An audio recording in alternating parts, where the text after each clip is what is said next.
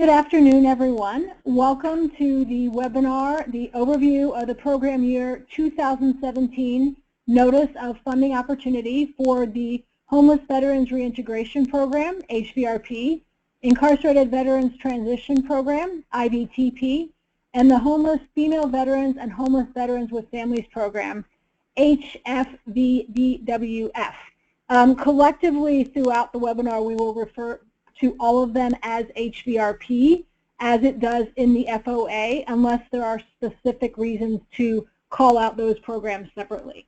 Welcome again. My name is Cindy Borden.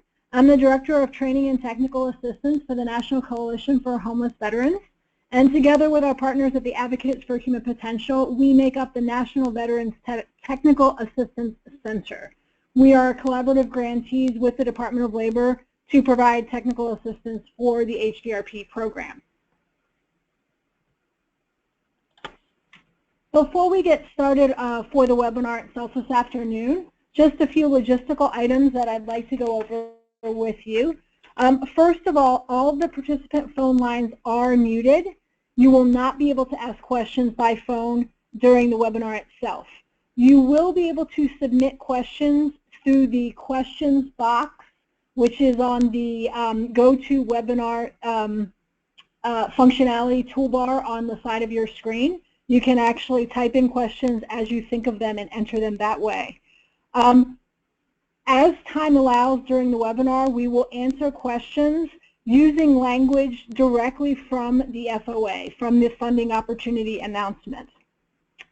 Any questions that are not answered during the webinar itself should be emailed to the Grants Management Specialist, Ashley Hoke. Her email is there on the slide. You can see it. You'll see it again later. And her contact information is also in the FOA itself. Immediately following the webinar, there will be a survey that will pop up with just a couple of questions asking you if the webinar itself was helpful. You will also then receive that survey in an email tomorrow, and that email tomorrow will include a copy of a link to the recording of the webinar. We are recording the webinar today in its entirety, and you will be able to access that link and listen to the webinar in the future as needed.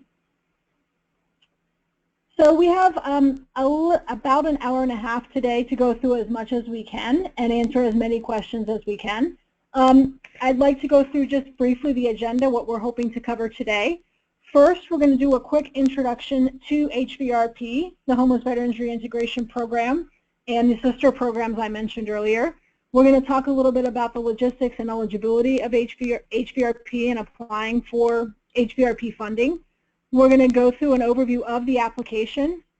We're going to talk about the application process.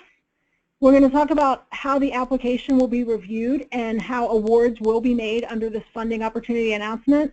And then we'll have time for questions at the end. And as I mentioned, we'll get through as many questions as we can. And any questions that we don't get to, we encourage you to email those directly to the grant specialist. So what we're going to start with is just talking a little bit about what is HVRP. HVRP is the Homeless Veterans Reintegration Program. It's authorized under Title 38 of the United States Code, sections 2021, 2021A, and 2023. And directly reading from the code, subject to the availability of appropriations provided for such purpose, the Secretary of Labor shall conduct directly or through grant or contract such programs as the Secretary determines appropriate to provide job training, counseling, and placement services, including job readiness and literacy and skills training, to expedite the reintegration of homeless veterans into the labor force. HVRP is a competitive grant administered by the Department of Labor, Veterans Employment and Training Service, DOL Vets, and it is the only federal grant program that focuses exclusively on employment for homeless veterans.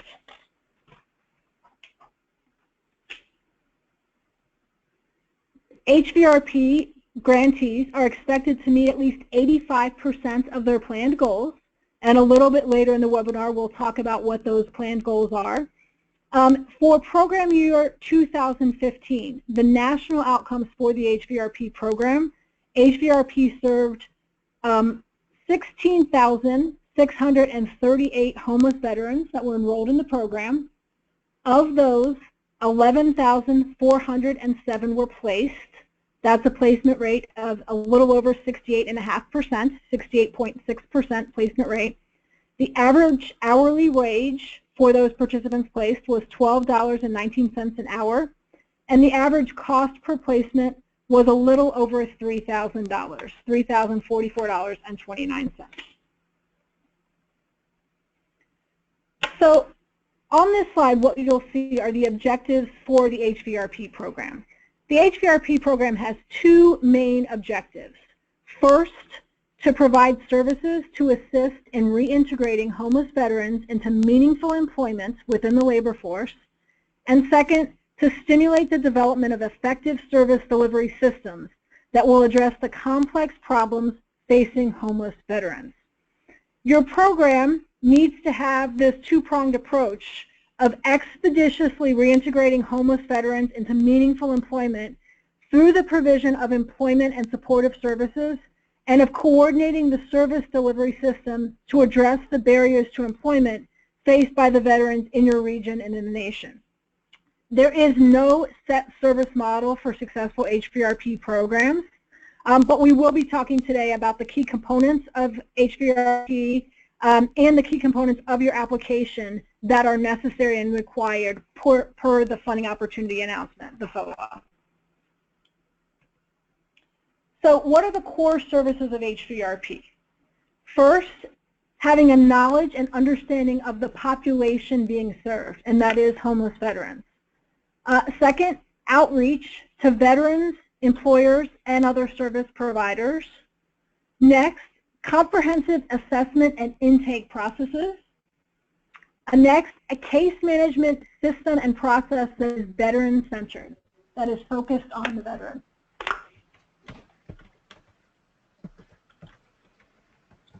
And I just heard that you're not seeing some of my slides, so let me pause for a second and I will see if I can make sure those are showing. Okay, I think they're up now. Hopefully everyone can see. And I apologize for that. So we had just talked about the veteran service, veteran-centered case management. Next is job-driven training that leads to in-demand jobs. Next, job placement and retention. And then lastly, collaboration with partners at all levels. That's federal, state, and local partners.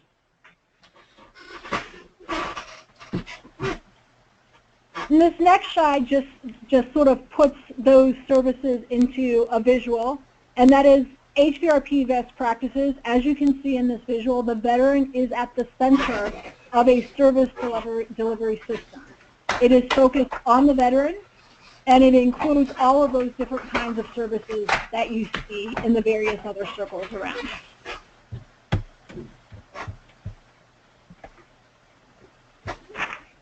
Okay, next we're going to talk a little bit about logistics and eligibility.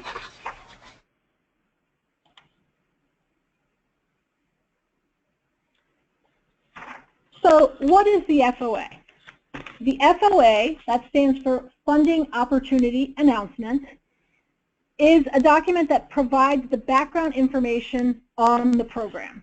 So it's going to give you the background information on HVRP. It also identifies the critical elements necessary for a responsive application. It describes the requirements and the process for submitting an application, and it explains how grantees will be selected.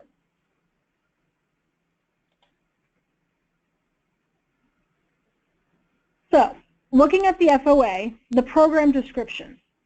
Applicants selected for funding will need to demonstrate the following. First, a clear need for the program using current statistical evidence, including the numbers and characteristics of the eligible veterans who are homeless in your proposed area of service. Applicants also need to demonstrate an ability to develop and execute strategies with attainable goals for job-driven training based on labor market information and evidence-based successful practices. Applications also need to demonstrate the ability to deliver or connect participants to effective job training, counseling, and other wraparound services, such as the provision of housing and needed health services as means for expediting the reintegration of eligible veterans into the labor force. Applications also need to demonstrate the ability to provide services tailored to the needs of female homeless veterans and homeless veterans with families, and the ability to provide services tailored to the needs of incarcerated or recently incarcerated veterans who are at risk of homelessness.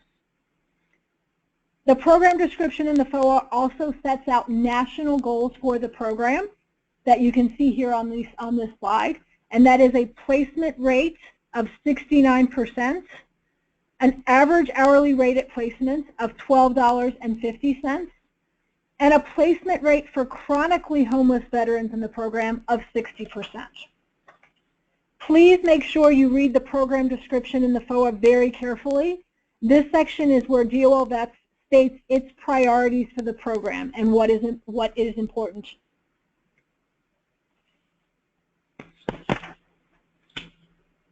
So, federal award information. This year, there is approximately $12 million of funding available for the HVRP program. The maximum amount for grant awards is $500,000, and that is regardless of the geographic area being served. So the maximum award amount is $500,000, and that is regardless of whether the area being served is urban or rural. There is no minimum award amount for the HVRP grant. The period of performance is July 1st, 2017 through June 30th, 2018. That is 12 months. Continuation funding, up to two option years of funding may be available for programmatic purposes. And a third option year may be available for follow-up services only. Continuation of funding is dependent on availability. That third option year is for follow-up services only. Follow-up services are the activities necessary to report on former participants. That includes the administrative activities related to contacting or attempting to contact former participants and their employers for the purposes of securing documentation for the case file or to report post-program or post-exit employment and earnings outcomes. The conduct of follow-up services for each participant begins the first quarter after the quarter of exit and ends the fourth quarter after the quarter of exit.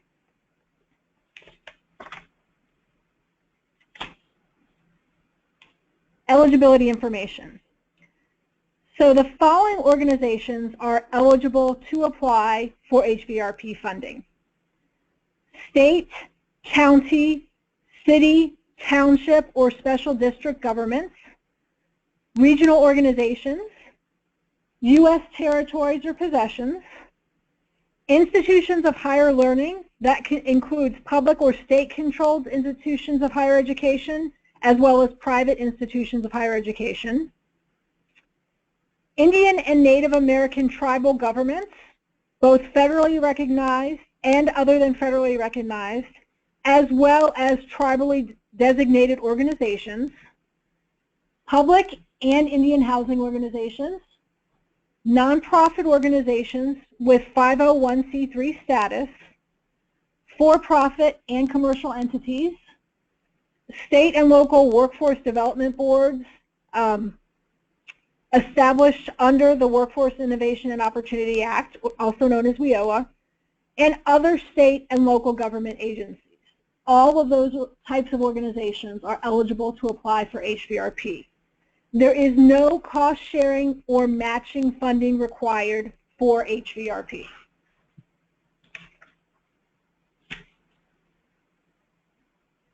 In order for your application to be considered responsive to the FOA, you must meet all of the following requirements. The deadline for submission is March 31st at 4 p.m. Eastern Time. Exactly 4 p.m. That's 4 p.m. on the dot. If you're submitting through grants.gov, you need to make sure you use the specified file formats that are listed in the FOA. You need to make sure that your funding request does not exceed the $500,000 maximum. Your organization must have an active SAM registration. We'll talk about that in just a moment. You must include a signed SF424. We'll talk about that in just a minute as well. That signed SF424 must include your DUNS number, your Data Universal Numbering System number. You need to include an SF424A, which is the budget information form, and include a budget narrative. If you do not have all of these pieces in your application will not be responsive to the FOA, and it will not move forward through the merit review process. In addition, your application must also have a project narrative, an abstract included as an attachment, an intent to work collaboratively statement included as an attachment, and the competitive grants plan goals chart also included as an attachment. And we will be walking through these items in a little bit more detail.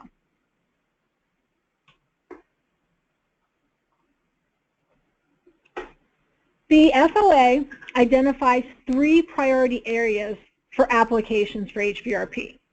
The first priority area is the HVRP priority. The applicants who meet the requirements of the FOA but don't fall into either priority area 2 or priority area 3 are considered the HVRP priority. The second priority area is the homeless female veterans or veterans and homeless female veterans with families priority. Applicants who are proposing to use 100% of their funding to serve homeless female veterans and veterans with families can apply under this priority. The third priority is the IVTP priority.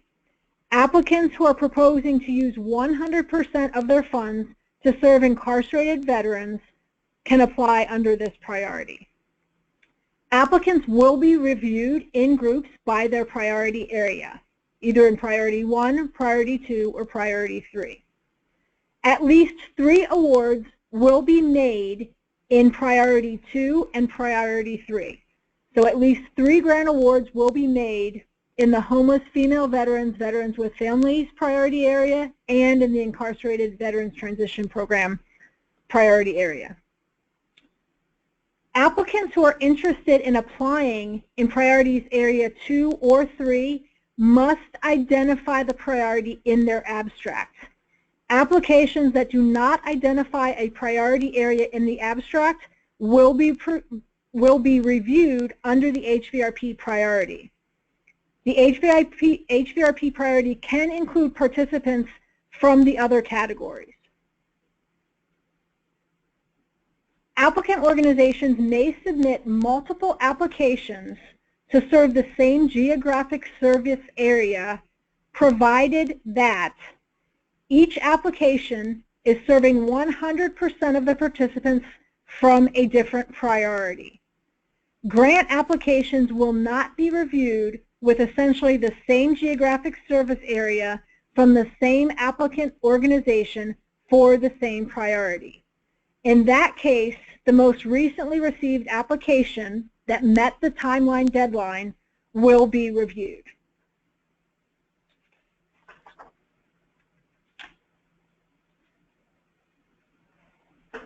Participant eligibility. Participants in the HVRP program must be homeless veterans. The definition of a veteran is a person who served in the active military, who was discharged or released under conditions other than dishonorable under Title 38 of the United States Code, sections 2021 and 2023. Veterans with dishonorable discharges are not eligible for HVRP, IVTP, and HFVVWF. Please check the appendix for all definitions, including veteran status and homelessness. To meet the Interagency Council on Homelessness and the VA's goals to end homelessness, DOL Vets has adopted for HVRP the expanded definition of homelessness as outlined in the HARTH Act. The term homeless or homeless individual, found in Title 42 of the United States Code as amended by the Homeless Emergency Assistance and Rapid Transition to Housing, or HARTH Act of 2009, includes the following. Persons who lack a fixed, regular, and adequate nighttime residence. Persons living in supervised public or privately operated shelter designed to provide temporary living arrangements. An individual who resided in a shelter or place not meant for human habitation and who is exiting an institution where he or she temporarily resided. And persons with a primary nighttime residence that is a public or private place not designed for or ordinarily used as a regular sleeping accommodation for human beings. An individual or family who will imminently lose their housing can identify no subsequent residence and which lacks the resources or support networks needed to obtain other permanent housing. Evidence that an individual or family will immediately lose their housing includes a court order resulting from an eviction that notifies the individual or family that they must leave within 14 days, having a current primary nighttime residence that has a room in a hotel or a motel, but lacking the resources necessary to reside there for more than 14 days, or credible evidence, including a credible oral statement from the individual or family, indicating that the owner or renter of the housing will not allow the individual or family to stay for more than 14 days. Incarcerated veterans. Incarcerated veterans are veterans who have been convicted as adults and imprisoned under municipal, county, tribal, federal, or state law and fall into one of the following categories and need employment assistance. Category 1, the veteran was released within the previous 12 months from a penal institution into homelessness and needs employment assistance. Category 2, the veteran has been incarcerated for at least 6 months and is scheduled for release within 6 months with no known housing destination. Category 3, the veteran was released within the previous 12 months from a penal institution into temporary or permanent housing, but is now at imminent risk of homelessness. Or Category 4, the veteran is a resident of an institution that provides long-term care for mental illness and is scheduled for release with no known housing destination. And remember, all of these definitions are available in the appendices to the SOA. Okay, now we're going to go through and look at the application itself. So first, the components of the application. And we're going to go sort of high level through these, and then we'll go into each of these sections in a little bit more detail. Follow the directions in the FOA. There are 4 sections of the application. Section 1 is the SF424 Application for Federal Assistance. Section 2 is your project budget. Section 3, the project narrative, which includes the statement of need, expected outcomes and outputs, project design, organizational, administrative, and fiscal capability, and past performance. And then Section 4, the attachments to the project narrative. Please make sure that your budget numbers are consistent across all sections of the application. Part 1, the SF424 Application for Federal Assistance. The SF424 must clearly identify the applicant and be signed by an individual with authority to enter into a grant agreement.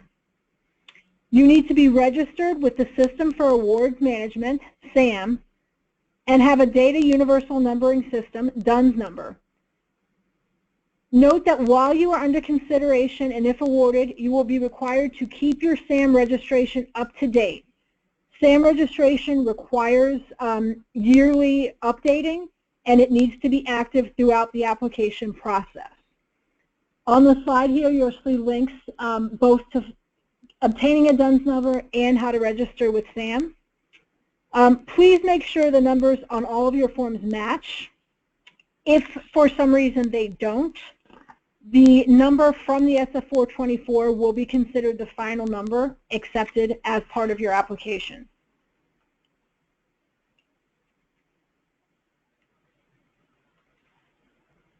It's also important to note that obtaining a DUNS number and registering with SAM can take time. That process can take up to 4 weeks. So you're encouraged to start that process as early as possible. Section 2 is your project budget. Again, make sure your numbers match. This includes the components of the project budget are your SF424A, your budget information form, and your budget narrative. In your budget narrative is where you can put information about leveraged funds. Remember, there is no match requirement for HVRP. Your budget narrative should walk the reviewers through all of your costs that were included in your SF424A. This is a standard form, so you may not use every category on the SF424A, but you must explain each line item that you do use. For example, HVRP does not allow construction costs, so that line on the SF424A should be left blank, should be 0. Try to keep your budget narrative as concise as possible while listing all of the costs. The budget narrative includes a detailed breakdown of each item in your SF424A, personnel costs. You should list your staff positions by title, both current and proposed for the grants, their salaries and time commitments.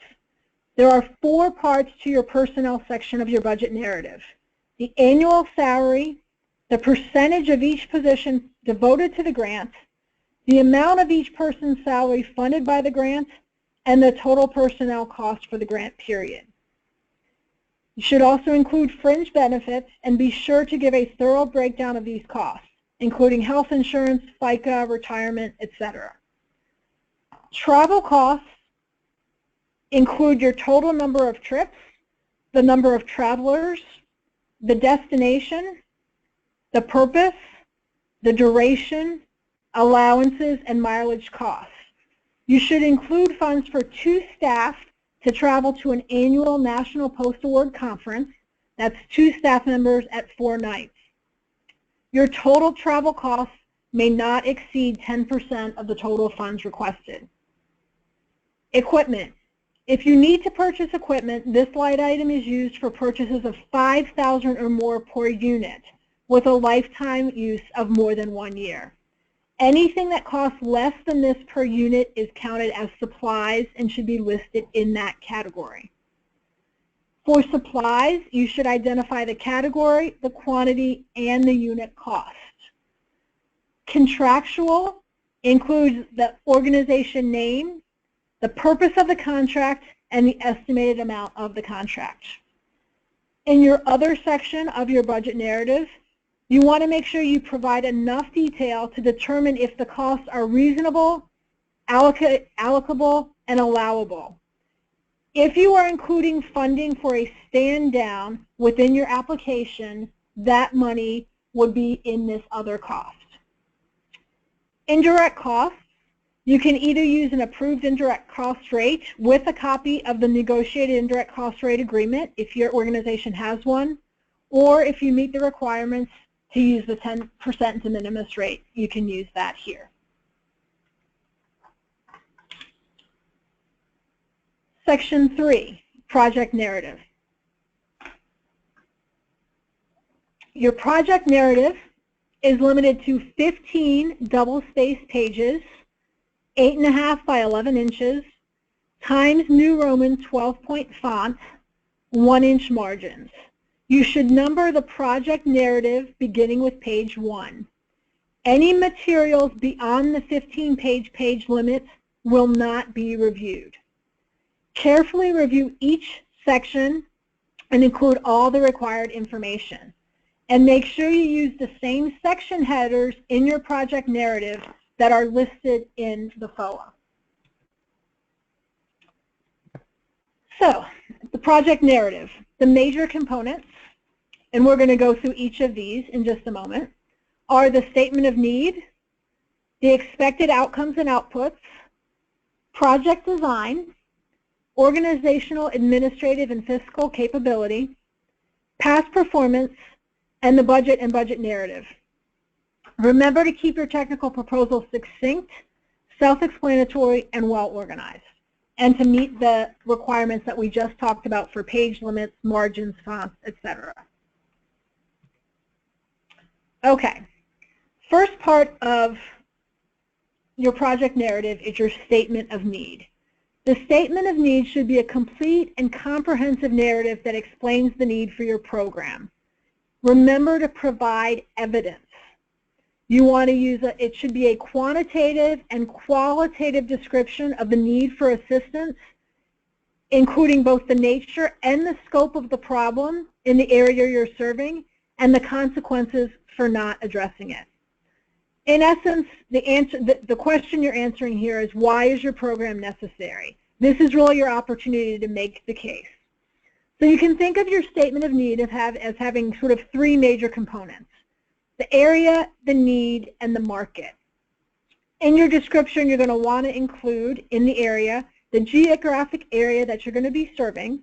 That includes your congressional districts and tribal areas if you're serving tribal areas. It should also include whether you are serving an urban or a non-urban geographic area. We're going to talk about this in a little bit when we talk about performance goals for urban versus non-urban awards. So you should include a description of whether you're serving an urban or a non-urban area. You want to talk about the need. So what are the number and the demographics of the homeless veterans in the area you're trying to serve? What are their employment needs, their challenges, their employment barriers? What are the gaps in services, both employment services and supportive services? What are the contributing factors and circumstances that affect the needs of those veterans? You want to look at the concentration of homeless individuals and homeless veterans in your service area. You also want to talk about the labor market. What are the labor market conditions? What are the employment trends?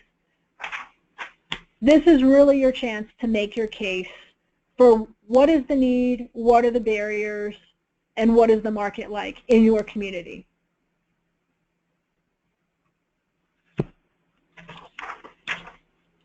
The next section of your project narrative is the expected outcomes and output section. So your project success is based on your performance on the critical indicators. You'll be setting quantitative goals based on the population characteristics and the labor market conditions of where you're trying to serve.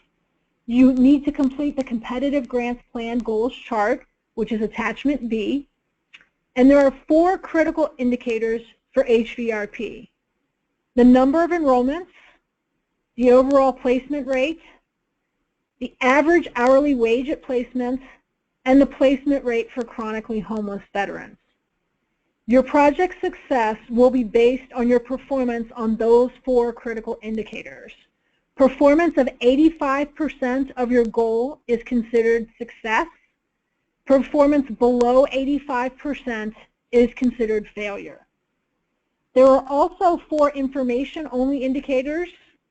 That is your average cost per placement, the percentage of participants who are employed the 2nd quarter after exit, the percentage of participants employed the 4th quarter after exit, and the median earning of participants employed the 2nd quarter after exit. Again, those last 4 are information-only indicators. The 4 critical indicators determine your success, your successful performance.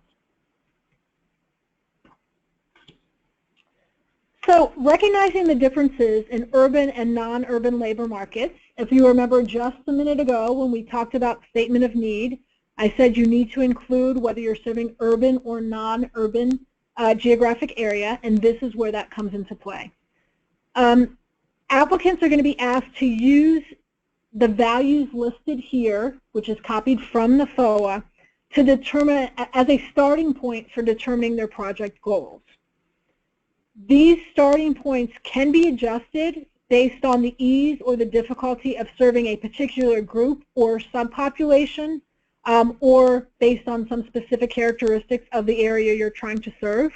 But those differences should be explained in the narrative.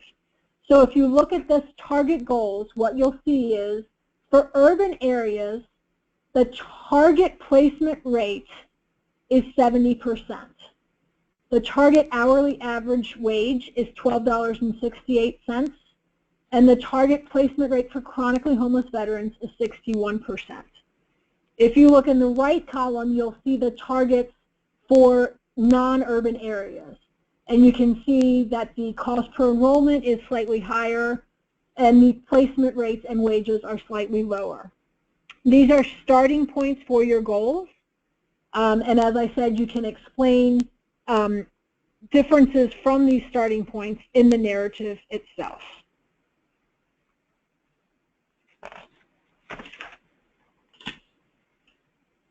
The next section of your project narrative is your project design.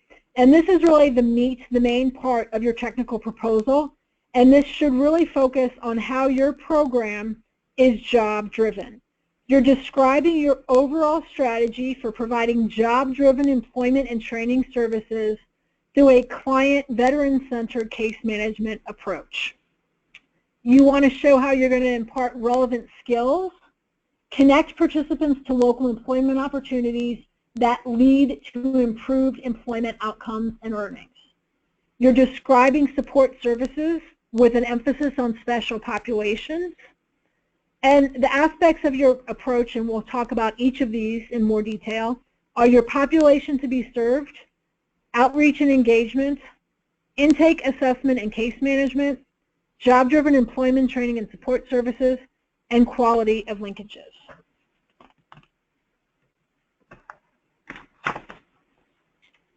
So the first subsection here is the population to be served. Again, just a reminder, for all definitions, you do want to refer to the appendices. So you're serving eligible veterans with a special emphasis on the subpopulations: chronically homeless, female homeless veterans with families, incarcerated or recently incarcerated veterans.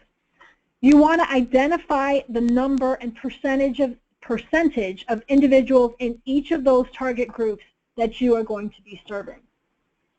To receive the maximum 5 points allowed for this section of population served, you must propose to serve at least 40% of your participants from these special population groups. And we will talk a little bit more about scoring and criteria in a few minutes.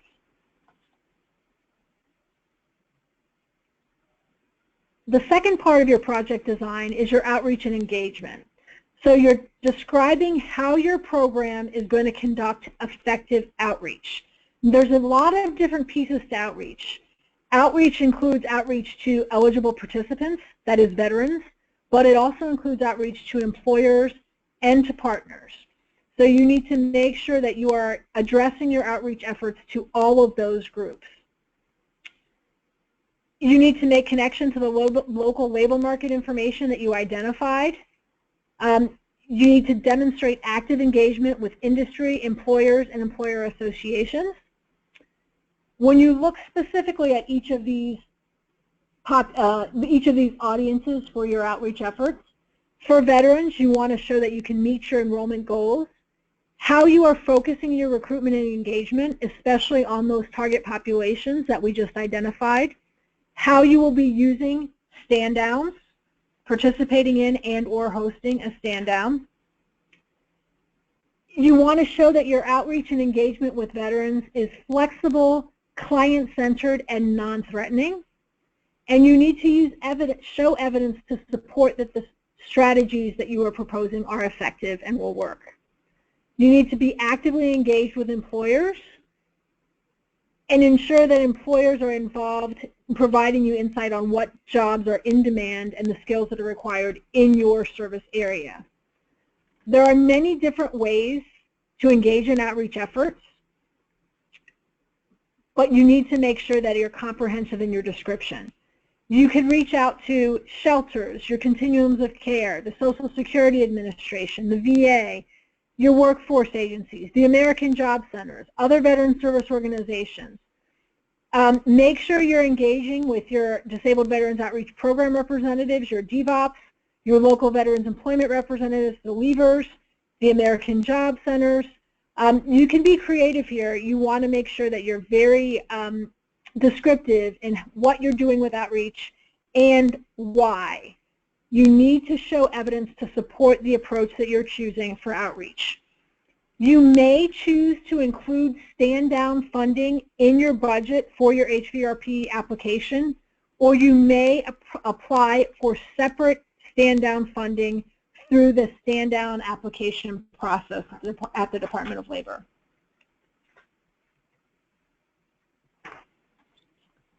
The next section is intake, assessment, and case management.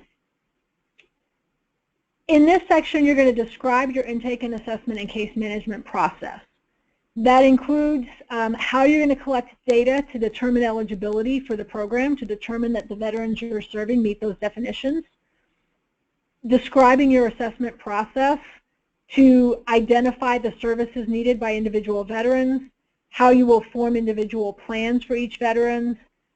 This is the foundation for your case management, how you will determine whether the veterans are ready for employment, what their employment readiness is, how you will assess individual strengths, preferences, and barriers.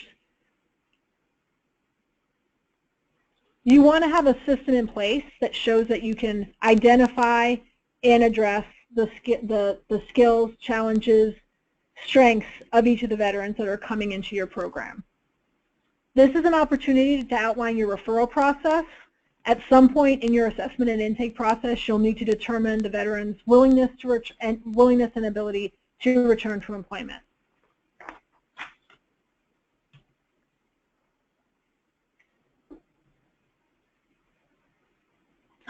The next section in the project narrative, project design section, is job-driven employment,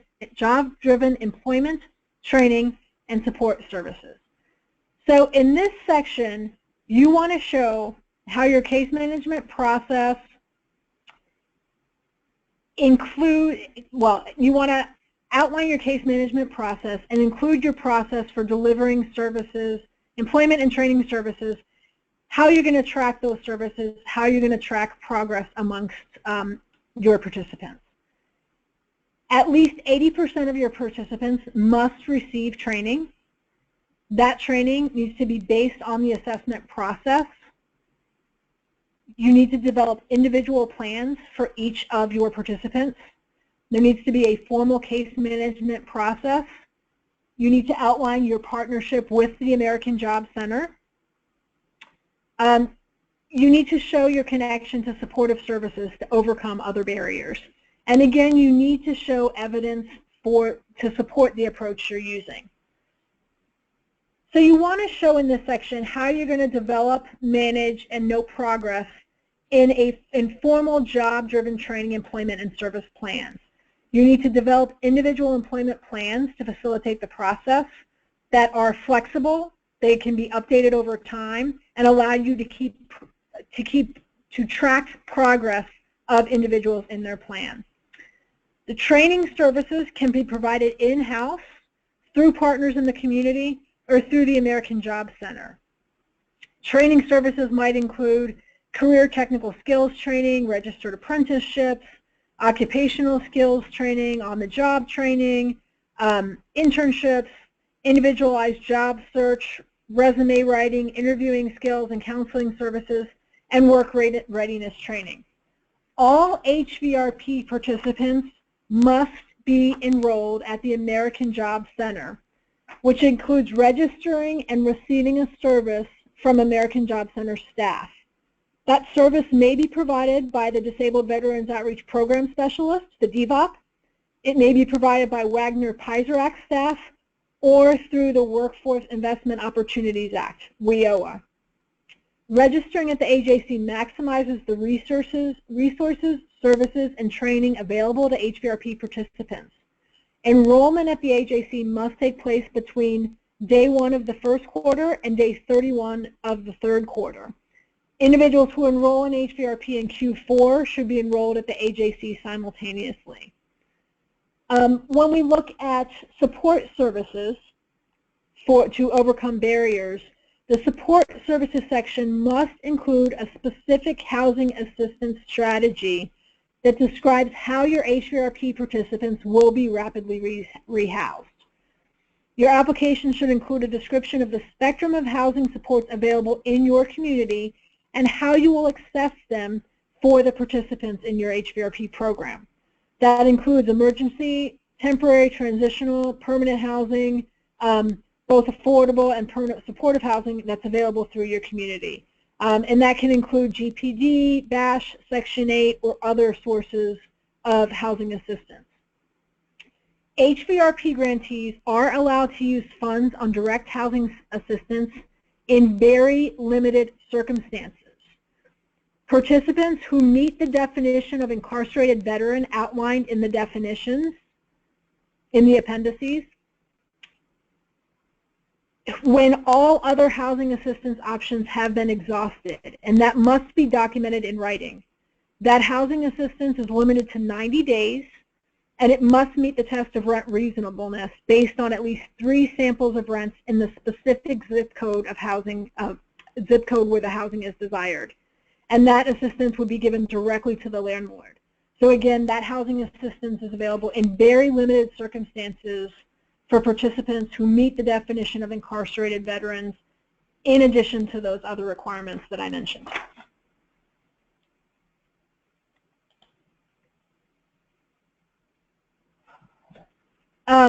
Just a little bit more about job-driven employment and training. It focuses on in-demand jobs and imparting the skills that align to those jobs. So you're targeting training to specific industries, occupations, and skills.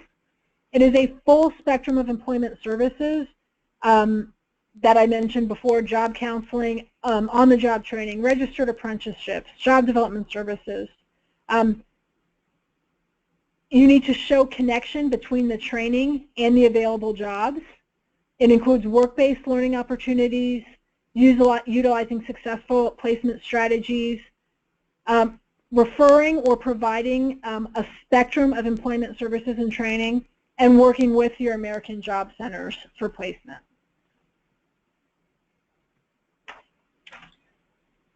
The next section in the project design section is the quality of linkages. In this section, you want to focus on the external partners you have that can help the veterans stabilize veterans to increase their job readiness. How will you partner and coordinate to establish a network of service linkages? So you want to focus on a holistic approach to services through community linkages, connection to various federal, state, and local programs, which may include supportive services for veteran families, SSVF grantees. It may include VA's healthcare for the homeless veterans outreach coordinators, the continuum of care or your local interagency council on homelessness, Social Security Administration, as well as others. Also, if you're connected to prisons and halfway houses, specialized healthcare, rehabilitation, you want to showcase the connections that you have to the various services that your veterans may need to stabilize in order to be ready for employment. You may want to show connections to various legal services, specialized support services around traumatic brain injury or PTSD, or other specific issues. You, again, want to include evidence to support the approach that you're outlining in your quality of linkage section. The next section is the organizational, administrative, and fiscal capacity section. The goal here is to demonstrate that your organization has the ability to carry out the HVRP program. And this includes things like participant tracking, follow-up tracking, sustaining the program without federal funding when the grant ends. This should be complete and coherent and comprehensive. And you can look at it in sort of two different levels, both staff, from the staff perspective and from the organizational perspective. So from the staff perspective, do you already have staff in place, or will you need to hire them? And how do you plan on identifying folks if you need to hire them? You want to include an organizational chart that outlines the key skills, experience, history, knowledge, qualification, and capabilities of those staff members. From the organizational perspective, you want to be able to show that you have the administrative, operational, programmatic, and financial capability to run the HVRP program.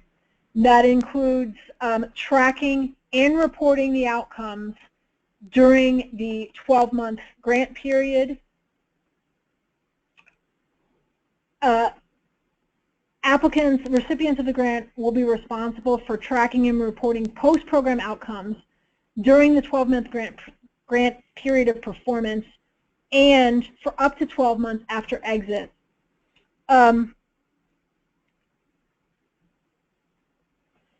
So again, it's two levels. It's the staff level and the organizational level. You want to demonstrate on the organizational level community leadership, responsiveness, financial controls, the ability of the organization to maintain the program after federal funding ends.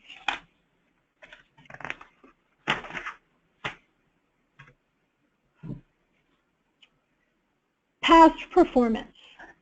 So for past performance, there are two potential options. One is for applicants who are previous HVRP grantees, and the other is for applicants with no HVRP experience. Previous HVRP grantees must include the planned and actual performance outcomes from the last or most recent completed year technical performance report, the TPR, and the plan goals chart. Applicants who have no HVRP experience need to list no more than 3 comparable federally or non-federally funded agreements. And you need to describe and document the accomplishments of those agreements against the expected outcomes. Then you need to explain how operating those comparable programs has prepared you for HVRP. Describe how long the comparable program has been in operation.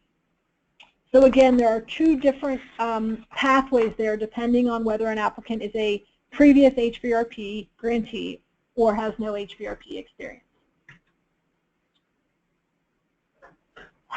Section 4, attachments.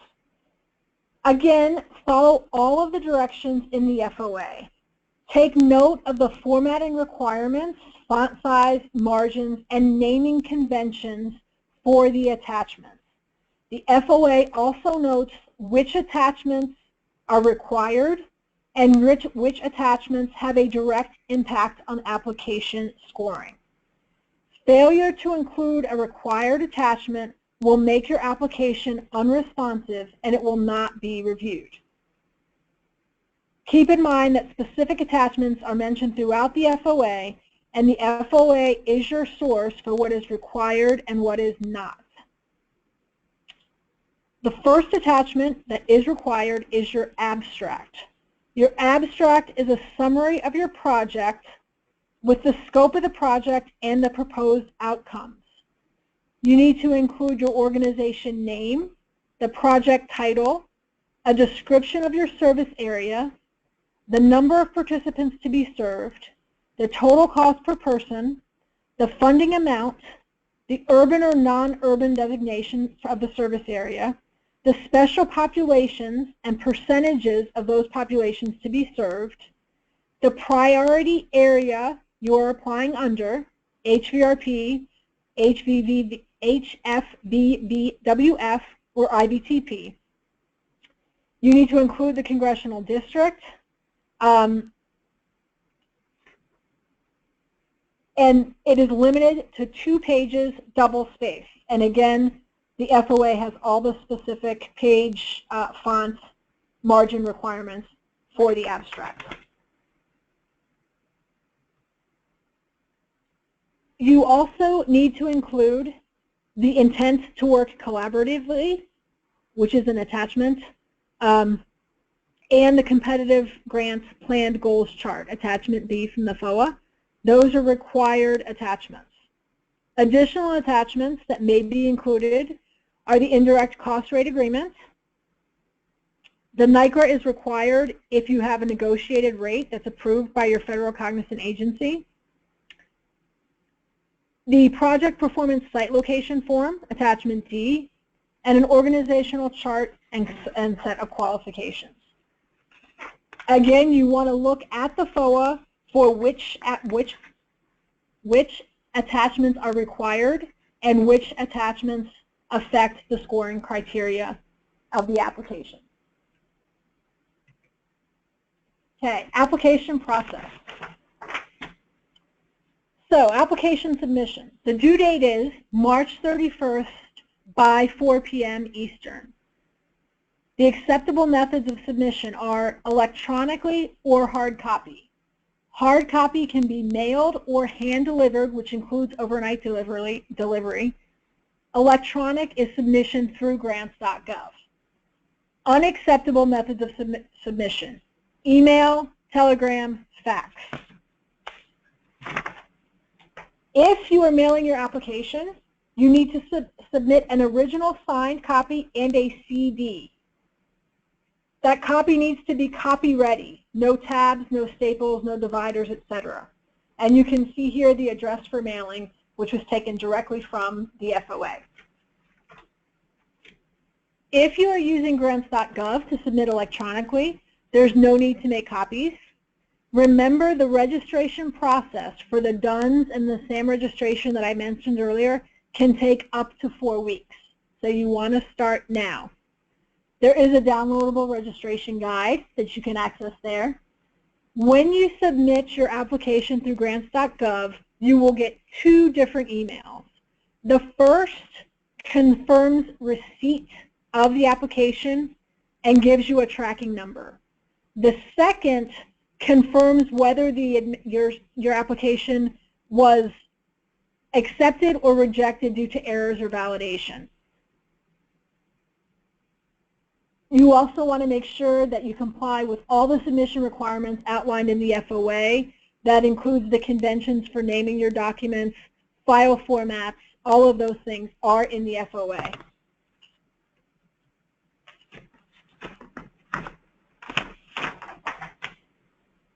Application review and award. So the criteria for review are outlined very specifically in the FOA. The criteria are based on the required information that is outlined in the FOA, and you can see the criterion here. For the statement of need, there's a maximum award of 17 points. For the expected outcomes and output section, the maximum number of points is 12. For the project design section, the maximum award is 38 points. For the organizational, administrative, and fiscal capacity section, the maximum award is 12 points. For the past performance and program capability section, the maximum award is 12 points. And for the budget and budget narrative, the maximum award is 9 points, for a total maximum of 100 points. So for each criterion in the FOA outlines the elements of responsiveness and a scale for scoring. So this is a sample scale for scoring taken directly from the FOA. And for each of those criterion that I mentioned, there will be a scale like this in the FOA for you to look at. So in this case, the one we're looking at is the extent to which the proposed intake assessment and case management process will result in eligible homeless veterans reintegrating into the workforce. There are 3 different criteria. The first is clarity, the second is persuasiveness, and the third is evidence. All of the criterion that I mentioned except outcomes, target population, and past performance use these 3 categories of clarity, persuasiveness, and evidence. Outcomes, target population, and past performance have their own different categories that are in the FOA, and you can find them there. So for this one, clarity, the scale is from 0 to 3 points. 3 points are awarded if the proposal clearly describes the intake assessment and case management process. Fewer points if the proposal is less than clear in describing that process. Persuasiveness, again, 3 points if the proposal is persuasive in showing the utility of the intake assessment and case management process in reintegrating participants into the workforce, and then fewer points for less persuasive applications. And then finally, evidence. Again, up to 3 points. 3 points is awarded if the proposal cites information to support the utility of the intake assessment and case management process from research studies, government reports, or the applicant organization's experience using that strategy, and then fewer points if less than. So you can see in this intake assessment and case management, if you got, you could get a maximum of 9 points. Each of the criterion has a similar scale to this that will be found in the FOA itself. Applications for identical service areas. More than one new application for an identical service area. So if more than one new applicant applies to serve an identical service area, the highest ranking application will be selected. If a new application with a service area identical, with an identical service area and an overlapping period of service to an existing HVRP grantee, that new application may not be selected. In addition to the criteria for scoring that I mentioned and that maximum of 100 points, the grant officer has discretion to take into account other issues that may affect the awarding of grants. And all grants have to go through a risk review, all potential grantees have to go through the risk review process that is outlined in the FOA. Award notices for HVRP will be posted on the VETS homepage, dol.gov/vets. Applicants who are selected for HVRP grants will be contacted directly. Applicants who are not selected will receive an email or mail notification and can request a written debriefing on the weaknesses of their application. And again, here is our additional questions that can be sent to the Grants Management Specialist, Ashley Hoke. You can see her email address here. Additional questions should be sent in writing by email to Ashley. I am going to pause and take a deep breath. I've been talking quite a bit. I believe we may have some questions that have been coming through.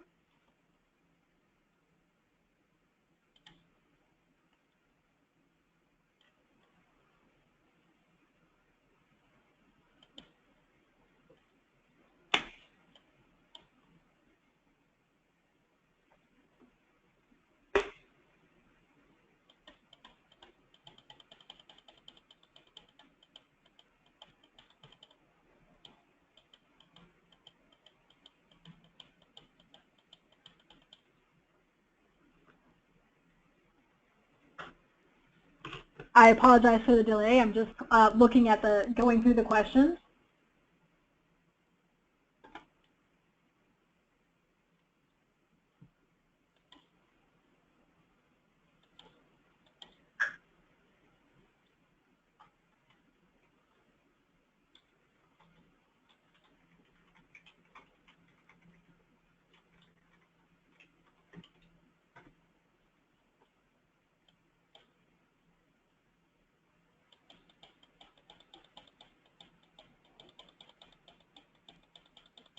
We have quite a few questions about the slides and the presentation being available. The slides and the presentation will be available after the webinar. It has been recorded, and we will have a link to the recording as well as the slides.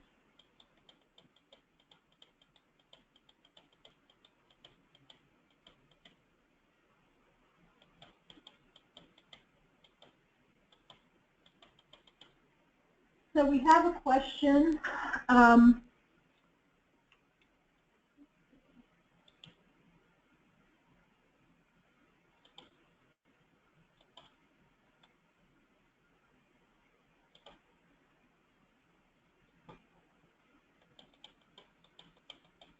I apologize, it's a long question that I am reading.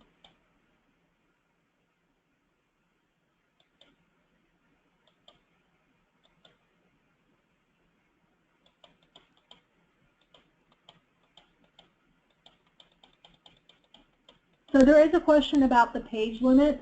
The page limit information is listed in the FOA. The project narrative has a 15-page limit.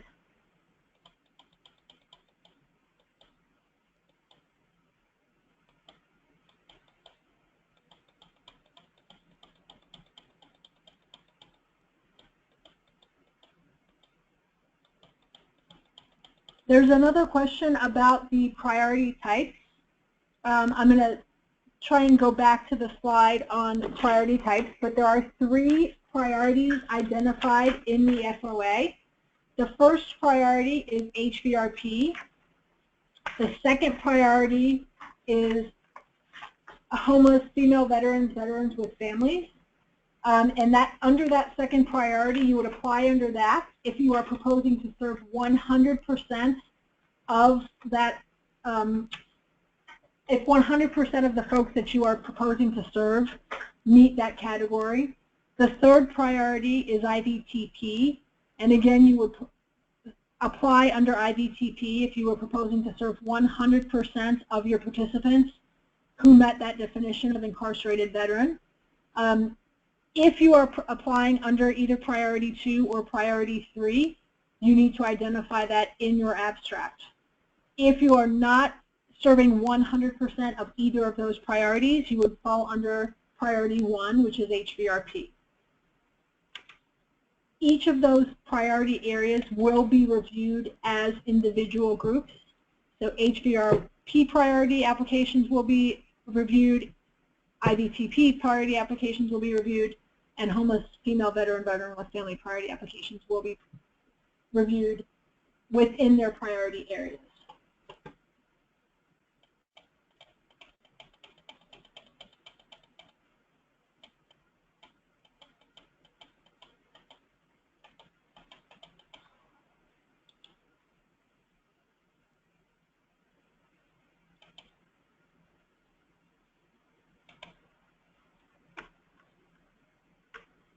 I also would like to remind everyone that it is your responsibility to check back to grants.gov to see if there are any amendments or changes made to the FOA.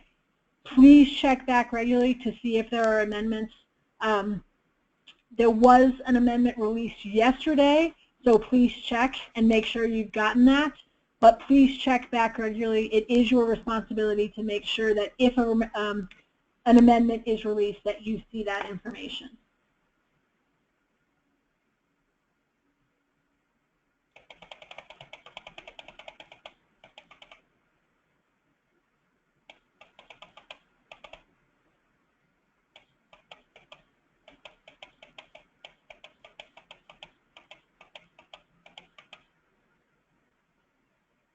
We have a question about if you have previously operated an HVRP, how you respond, and I'm pulling up that language from the FOA as we speak. Previous HVRPs to share their past performance must include the planned and actual performance outcomes from the last or most recent completed year technical performance report, TPR, and planned goals chart.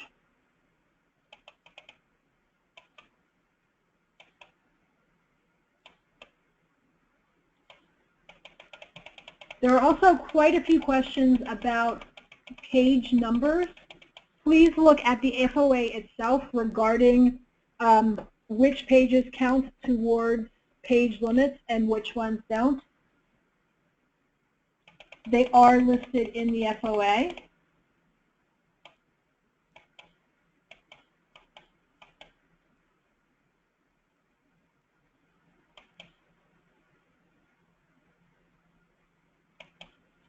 We have a question about the goals, the national goals. So there are the overall national goals for the HVRP program are, and I'm pulling them up as we speak. There's an overall there's overall goals, and then there are goals that are specific for your targeted outcomes that are based on your urban versus your non-urban designation. So the national goals for the program are a 69% placement rate, an average hourly rate at placement of $12.50, and a placement rate for chronically homeless veterans of 60%. When you are doing your planned targeted goals, you should use the chart based on whether you are serving urban or non-urban geographic areas. And those goals are slightly different and are starting points to help you determine your planned goals. So these are your site-specific targets, and these are specific for grants. If you are serving an urban area, your overall placement goal starting point is 70%. Your hourly wage, $12.68, and your placement rate for chronic homelessness is 61%. If you are serving a non-urban area, those goals are different, and you can refer to that in the FOA. So the original goals are the overall program goals for HVRP. That the specific target goals are based on whether you're serving urban or non-urban, an urban or a non-urban geographic area, and then any specific challenges or barriers or mitigating factors based on your specific area and the population that you're proposing to serve.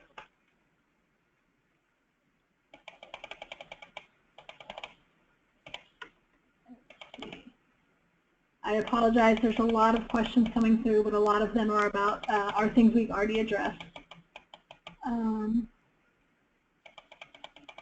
We have a question about the $12 million available. That is $12 million for new, up to $12 million for new grants, dependent on funding, of course, but up to $12 million for new grants.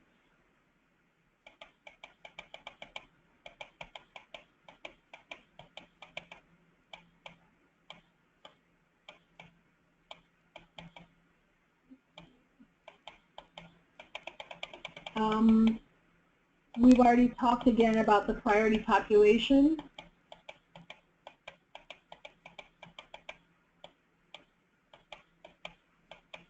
There are some questions about definitions. Again, please refer to the attachments to the FOA for any definitions about veteran, about homeless status, about incarcerated veteran.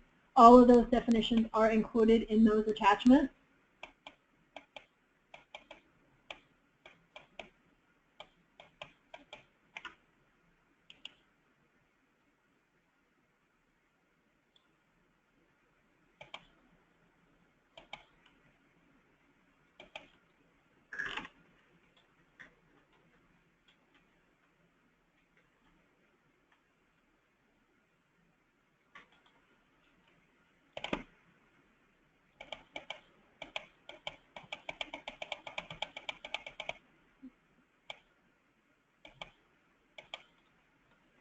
Travel costs include all travel. When you're doing your budget, travel costs includes all travel as outlined in the FOA. And again, the maximum for travel is no more than 10% of your total budget can be in that travel category.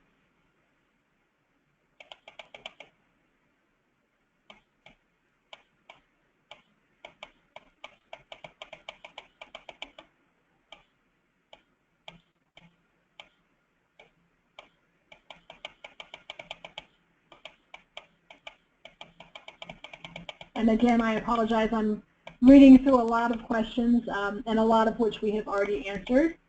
And again, if there are any questions that we are not able to get to, please make sure you put those questions in writing to Ashley, and you can see her email is still up on the screen.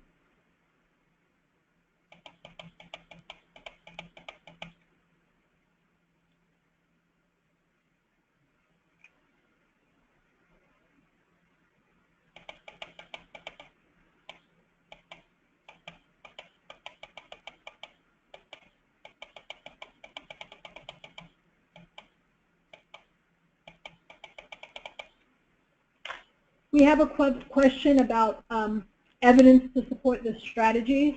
I did mention evidence in most of the sections that we talked about today. Please look at the scoring criteria outlined in the FOA. It describes the kinds of evidence for each of the different criteria being assessed. For example, whether that's intake or assessment, training, those sorts of things. Look at the scoring criteria, and there is information about the kind of evidence that will be that reviewers will look for in your application.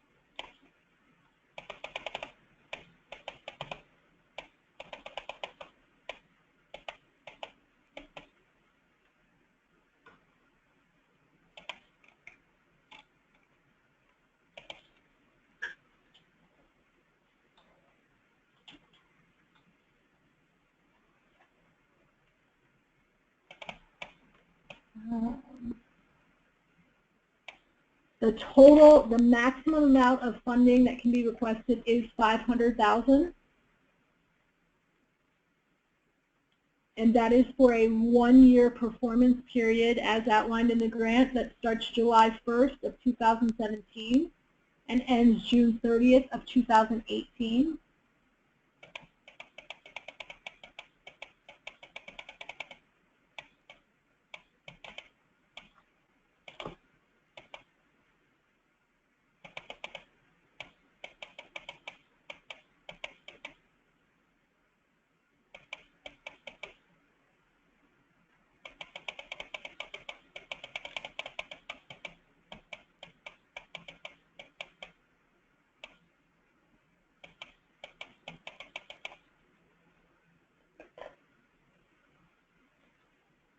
There's a question about applications for different priority areas for the same service area.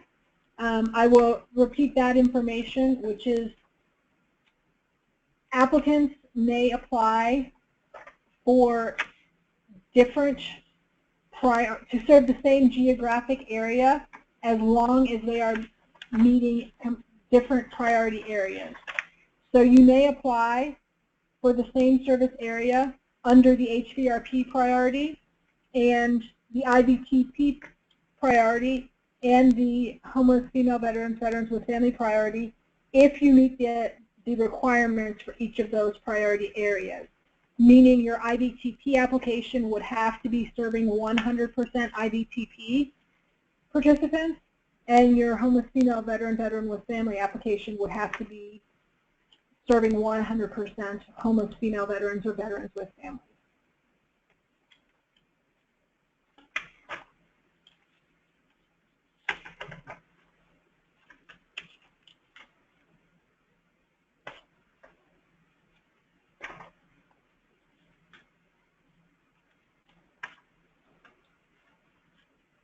Another question about existing HVRPs and new applications. I'll repeat that language from the FOA as well. If more than one new application for an identical service area is received, and that is an identical service area and an identical population priority area, the highest ranking application will be selected. If a new application with an identical service area and overlapping period of service to an existing HVRP is received, that applicant may not be selected.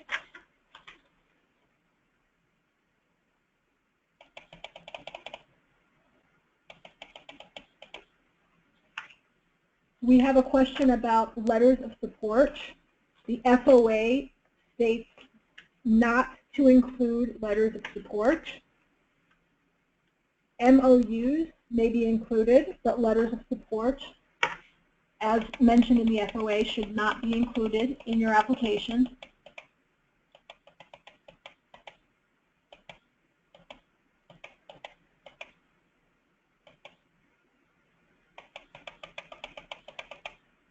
To find amendments to the FOA, you need to go back to the eGrants, to the grants.gov site where the FOA is located, and look at the version history, and you'll see amendments. Any amendments to the FOA will be on that site, updated to that site, and you'll be able to see any changes that are made to the FOA there.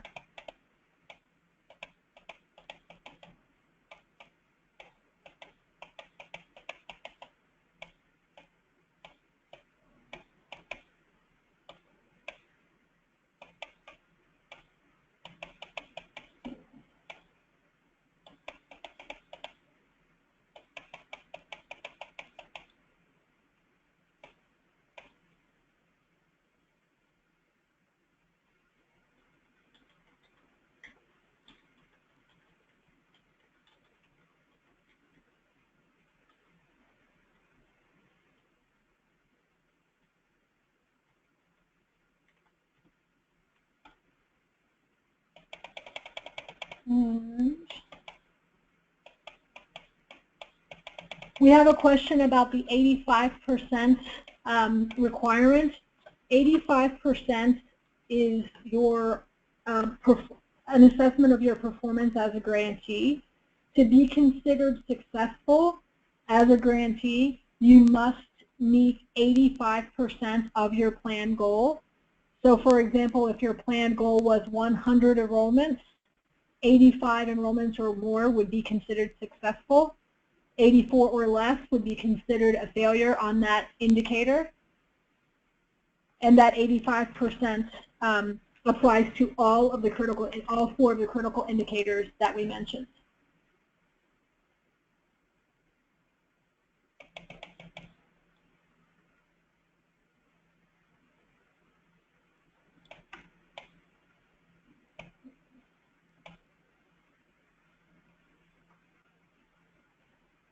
We have a few more questions about page limits and what is included in the page limit. The project narrative has a page limit of 15 pages, and what's included in that is very clearly outlined in the FOA. So please look back at the FOA for what is counted in that 15 pages and what is not.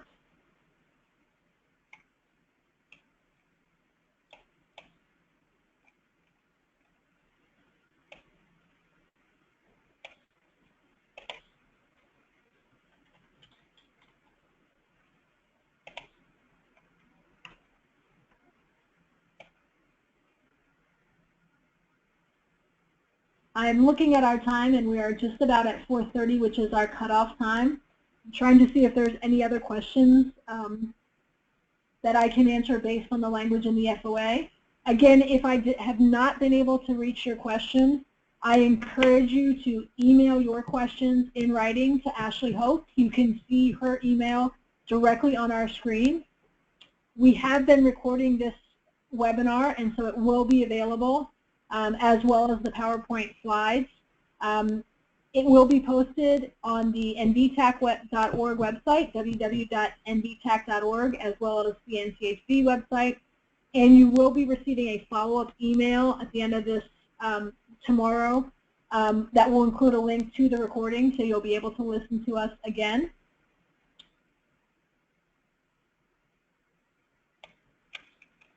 Okay, I think that's what I can answer based on the FOA. So if I did miss your question and we didn't quite get to it, again, please email your questions to Ashley Hope. At the conclusion of this webinar, there will be a very brief survey. We would appreciate it if you could take the 2 minutes to answer the questions. And we will be sending out a follow-up email tomorrow that will include a link to the webinar itself. Thank you all very much for your time. Again, any questions should be submitted in writing to Ashley Hope. Thank you very much, and have a great day.